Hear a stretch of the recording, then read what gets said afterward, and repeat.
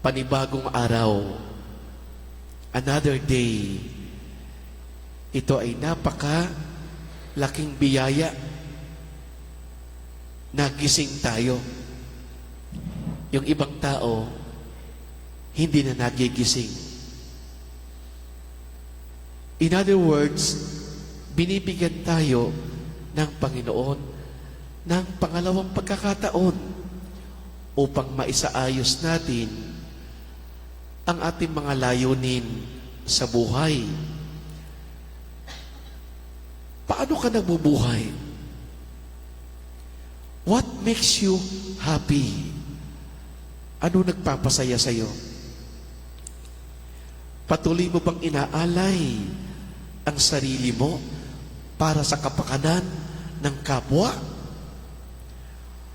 O minsan, sarili mo lang ang iyong iniisip at wala kang pakialam sa iba.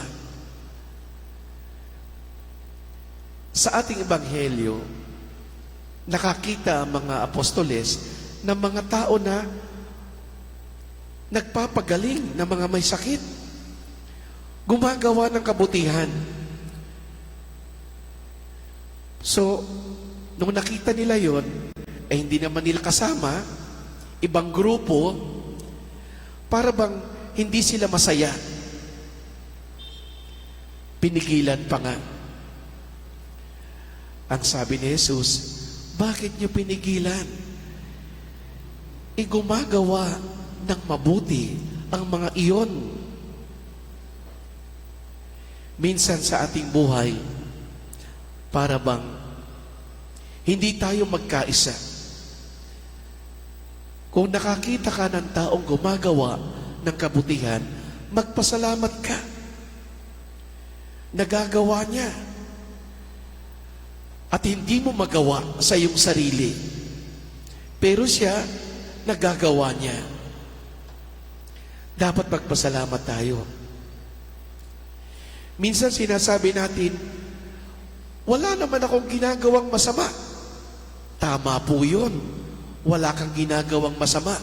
Pero ang tanong, may ginagawa ka bang kabutihan? Madaling sabihin, wala akong ginagawang masama. Pero mahirap patunayan kung may ginagawa kang kabutihan. Ang paggawa ng kabutihan ay likas sa ating pagkatao. Ito'y inuutos ng Diyos. Magmahalan kayo. Ito'y isang utos. Magmahalan kayo. Pero ang utos na ito ay dapat isagawa.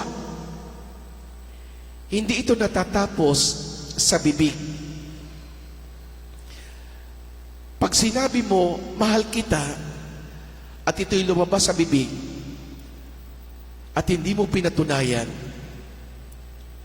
tayo ay lumalabas na ipokrita. Masamang pakinggan yung salitang ipokrita. Ibig sabihin, maraming sinasabi, ngunit hindi naman ginagawa. Ipagdasal natin ang simbahan. Pagdasal natin ang pamahalaan.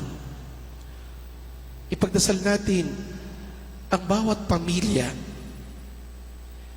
Pagdasal natin ang mga magulang at mga anak na sila'y patuloy na magkaisa at ang kabutihan ang kanilang unang layunin sa buhay.